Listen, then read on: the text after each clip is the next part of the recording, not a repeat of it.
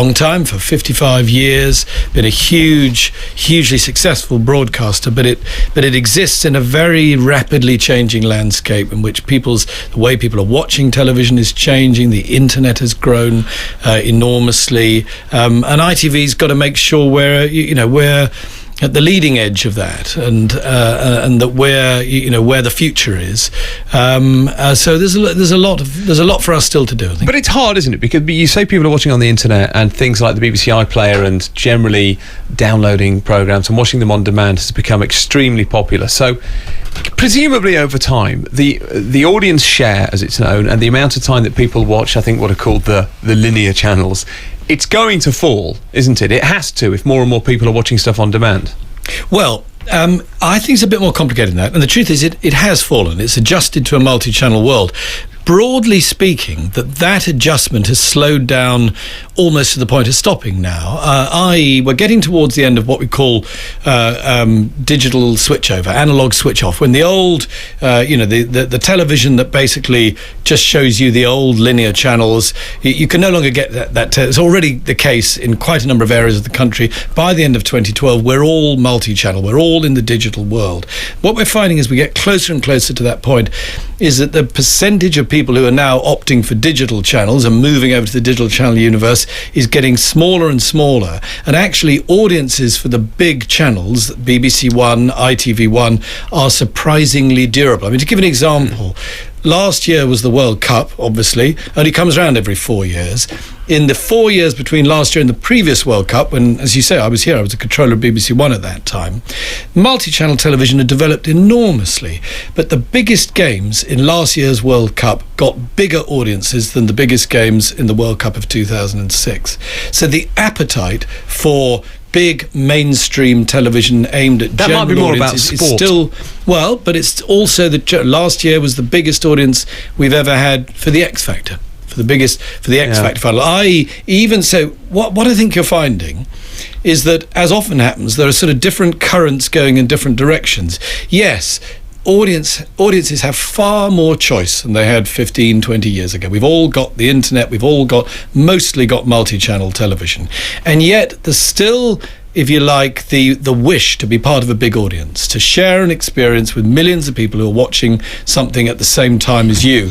And I don't think I'm sure that isn't going to be destroyed by technological advance or the growth of multi-channel television. When I joined the BBC in 2005, there was a view here at the BBC that was sort of historically inevitable. You'd find people in an extreme who'd say the internet is going to conquer television.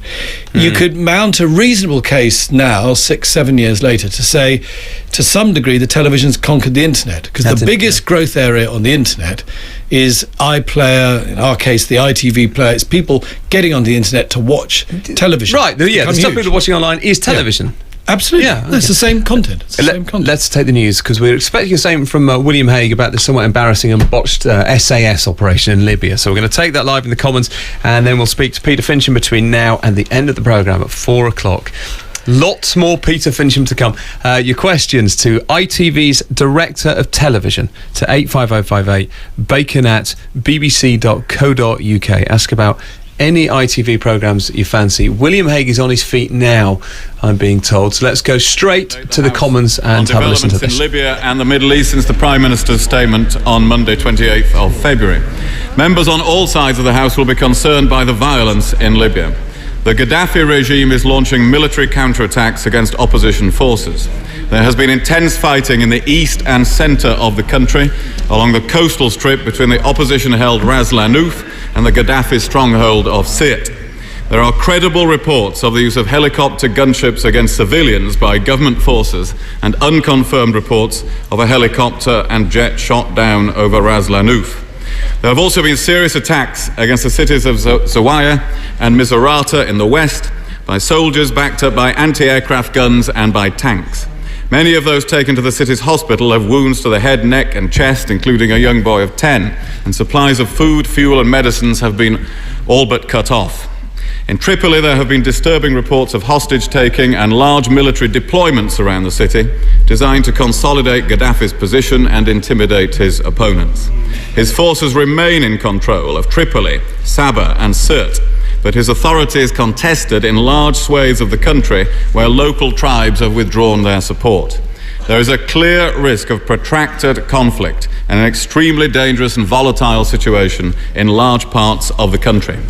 Mr. Speaker, our position is that Colonel Gaddafi must put an immediate stop to the use of armed force against civilians and hand over power without delay to a government which recognises the aspirations of the Libyan people and is more representative and accountable. On the 5th of March, opposition groups in the East formed an interim national council based in Benghazi.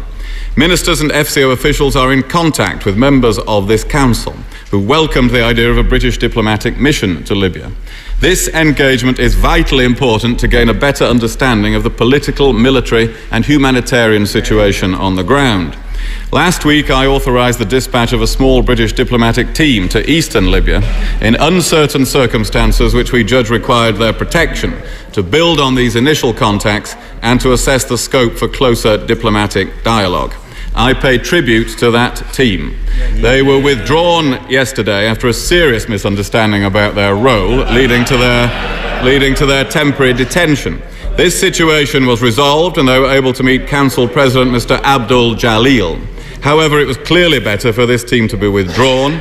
We intend to send further diplomats to eastern Libya in due course. The safety of British nationals in Libya remains an important priority. Since the Prime Minister's statement, the UK military have undertaken a further 2 evacuation operations from the port of Benghazi, with HMS Cumberland and HMS York both evacuating British nationals and foreign citizens. In total, we have evacuated more than 600 British nationals from Libya, as well as nationals from many other countries. And I hope the House will join me in paying tribute to all those involved. We are aware of around 180 British nationals still in Libya, some of whom, including some journalists, of course, have told us that they currently intend to stay. We continue to provide assistance and information to help those who wish to leave. We're also working with other countries to isolate the regime and to ensure that anyone responsible for abuses or contemplating further crimes knows that there will be a day of reckoning. On Thursday, the Chief Prosecutor of the International Criminal Court announced his investigation into alleged crimes in Libya following referral by the UN Security Council. We welcome this swift action and will do all we can to assist. We also welcome the important decision by the UN General Assembly following referral by the UN Human Rights Council to suspend Libya's membership of the Council. European Union sanctions on Libya came into full force last Thursday. This was the quickest ever delivery of an EU sanctions package and goes beyond the sanctions imposed by the UN. It includes an arms embargo on Libya and an assets freeze and visa ban on Gaddafi and 25 of his associates, strong foundations on which we can build. As my right honourable friend the Prime Minister stated, we are making contingency plans for all eventualities in Libya. NATO has been tasked to work on a range of options, including the possible establishment of a no-fly zone, the evacuation of civilians, international humanitarian assistance, and support to the international arms embargo. There will be further NATO meetings this week. At the UN Security Council, we are working closely with partners on a contingency basis on elements of a resolution on a no-fly zone, making clear the need for regional support, a clear trigger for such a resolution, and an appropriate legal basis. My right honourable friend, the International Development Secretary, visited Tunisia on Friday to assess the humanitarian situation.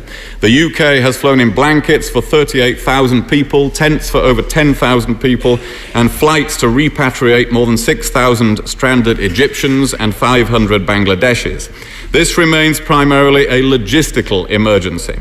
However, it is essential that international agencies are provided with unfettered access to help prevent a humanitarian crisis from developing. With our support, the UN's emergency coordinator, Baroness Amos, convened a special meeting in Geneva today to call for unfettered humanitarian access inside Libya. HMS York has also delivered 1.3 tons of Swedish medical supplies to Benghazi. The Prime Minister will attend an emergency meeting of the European Council on the 11th of March, this Friday. We will use the Council to press not only for further action in response the situation in Libya. But as the Deputy Prime Minister made clear in Brussels last week,